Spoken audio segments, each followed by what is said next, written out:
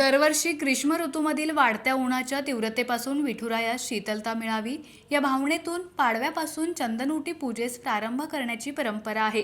त्यामुळे पाडव्यापासून दररोज 1.5 किलो चंदनाचा लेप विठ्ठलाला लावण्यात येणार असून ही पूजा मृग नक्षत्रापर्यंत चालणार आहे।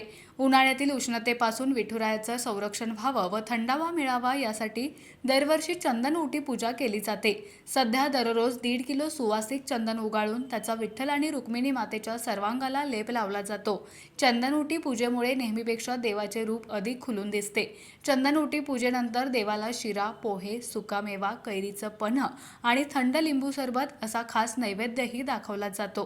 चंदनउटी पूजेसाठी श्री विठ्ठल रुक्मिणी मंदिर समितीने कर्नाटकमधील बंगळुरू, म्हैसूर येथून उच्च प्रतीचे सुगंधी 400 किलो चंदन खरेदी केलंय।